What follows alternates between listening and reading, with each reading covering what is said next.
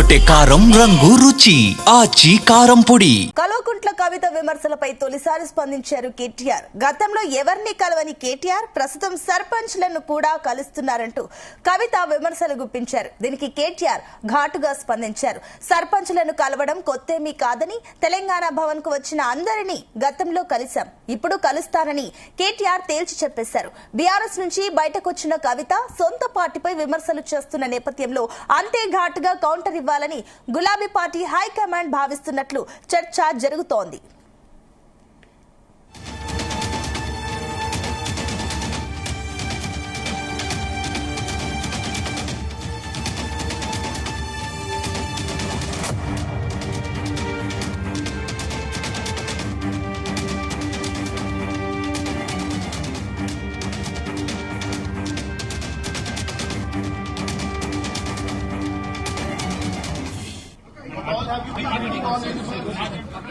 ఇదే అంశానికి సంబంధించి మరిన్ని డీటెయిల్స్ తెలంగాణ భవన్ నుంచి మా కరెస్పాండెంట్ వంశీకృష్ణ లైవ్ ద్వారా అందిస్తారు. Vamshikrishna, over to you.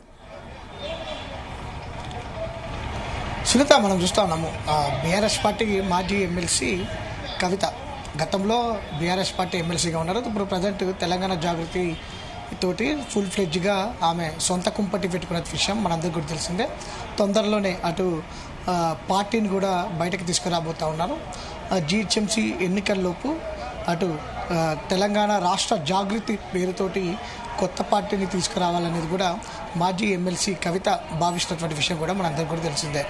గత సంవత్సరాల కాలంగా కూడా అటు పార్టీతో పాటుగా కుటుంబ సభ్యులతో కూడా అడపాదడప ఏదైతే కొంత మాజీ ఎమ్మెల్సీ కవితకు గ్యాప్ వచ్చినటువంటి విషయం కూడా మనందరికీ కూడా తెలిసిందే. కుటుంబ సభ్యులతోటి అటు బీఆర్ఎస్ పార్టీ అధినేత కేసీఆర్ కావచ్చు, దాంతోపాటుగా బీఆర్ఎస్ పార్టీ వర్కింగ్ ప్రెసిడెంట్ సొంత అయినటువంటి కేటీఆర్, వీళ్ళ మధ్య గ్యాప్ ఉన్నటువంటి విషయం కూడా మనందరికీ కూడా తెలిసిందే. ప్రధానంగా అనేక అంశాలు గత 3 నుంచి 4 నెలల నుంచి కూడా బీఆర్ఎస్ పార్టీలో జరిగినటువంటి అవినీతికి సంబంధించి కావచ్చు, దాంతోపాటుగా బీఆర్ఎస్ పార్టీలో మహిళలకు ఎలాంటి ప్రాధాన్యత లేదని, దాంతోపాటుగా బీఆర్ఎస్ పార్టీలో ఉన్నటువంటి ఎమ్మెల్యేలు బీఆర్ఎస్ పార్టీ హయాంలో ఉన్నప్పుడు అనేక అవినీతి జరిగిందని, భూ కుంభకోణాలు జరిగాయని, వీటికి అనేకమైనటువంటి ఆరోపణలను మాజీ ఎమ్మెల్సీ కవిత చేసినటువంటి విషయం మనందరికీ కూడా తెలిసిందే. వీటిపైన ఏదైతే హైకమాండ్ బీఆర్ఎస్ పార్టీ హైకమాండ్ ఎప్పుడు కూడా స్పందించినటువంటి దాఖలాలు లేవు. కేవలం మొన్న మాధవరం కృష్ణారావు పైన చేసినటువంటి వ్యాఖ్యలతోటి కూడా ఒకసారిగా మాజీ ఎమ్మెల్యేలు కావచ్చు మాధవరం కృష్ణారావు కావచ్చు, ఎమ్మెల్యే కూకట్పల్లి ఎమ్మెల్యే, వారు నేరుగా స్పందించడం జరిగింది. కవిత పైన కూడా కొంత కామెంట్స్ కూడా చేసినటువంటి సందర్భం కూడా మనం చూస్తూ ఉన్నాము.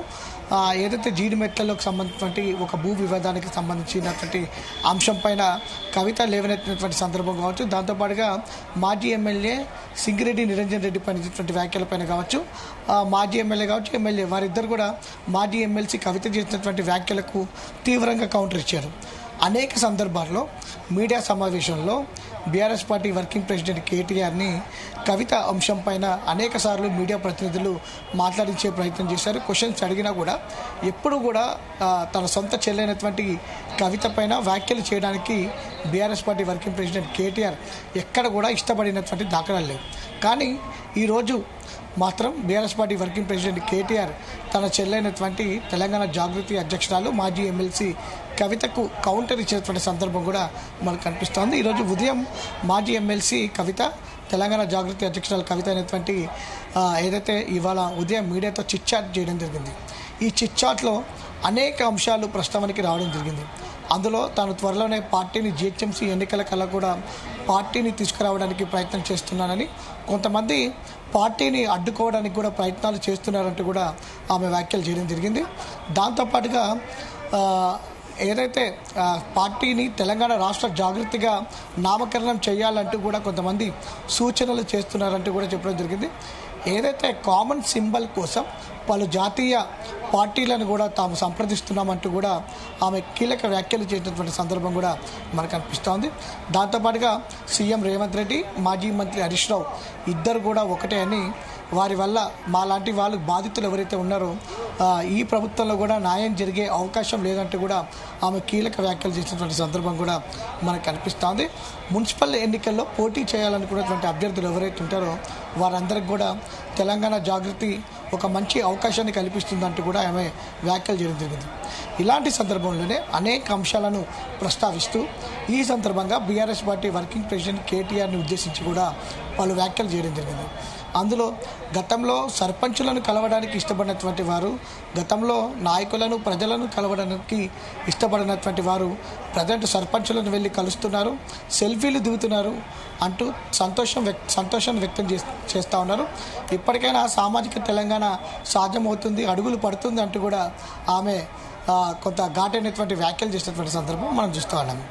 దాంతోపాటుగా సికింద్రాబాద్ అస్తిత్వాన్ని దెబ్బతీసింది బీఆర్ఎస్ పార్టీనే అంటూ కూడా ఆమె ఈ చిట్చాట్లో వ్యాఖ్యలు చేయడం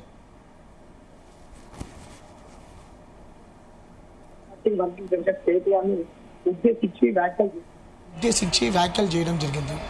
వీటిపైన ఈరోజు కొద్దిసేపటి క్రితం తెలంగాణ భవన్లో BRS party working president KTR chitchat చేయడం జరిగింది మీడియాతో.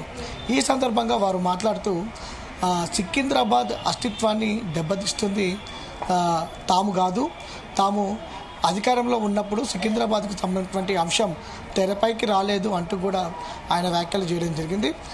సికింద్రాబాద్ అస్తిత్వాన్ని దెబ్బతీస్తుంది సీఎం రేవంత్ రెడ్డి, పోయి సీఎం రేవంత్ రెడ్డిని అడగాలి అంటూ కూడా BRS party working president KTR ఘాటైనటువంటి వ్యాఖ్యలు చేయడం జరిగింది. దాంతోపాటుగా గతంలో కూడా ఏదైతే మాజీ ఎమ్మెల్సీ కవిత మరొక వ్యాఖ్యలు చేయడం జరిగింది.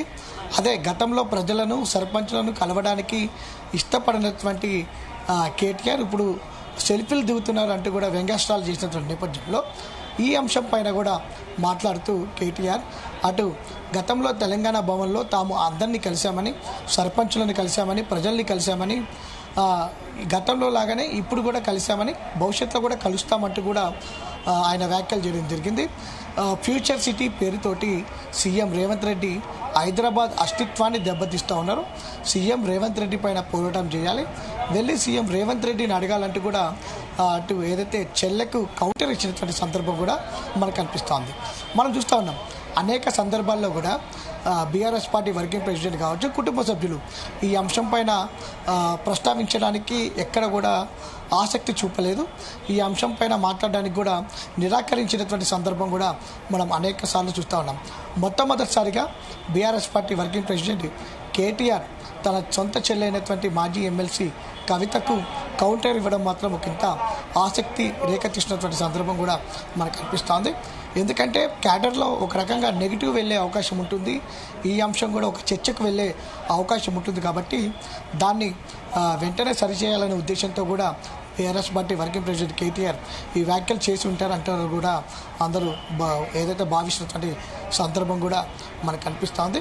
మొత్తం మీద కవిత వర్సెస్ కేటీఆర్ ఇన్ని రోజులు చెల్లెపైన మాట్లాడడానికి నిరాకరించినటువంటి కేటీఆర్ మొట్టమొదటిసారిగా తన చెల్లైనటువంటి కవిత పైన వ్యాఖ్యలు చేసినటువంటి సందర్భం మనకు కనిపిస్తోంది. రాజకీయ వర్గాల్లో కూడా ఒకంత ఆసక్తి ఇచ్చినటువంటి సందర్భం మనకు కనిపిస్తుంది. Sunitha, right, thank you Vamsi.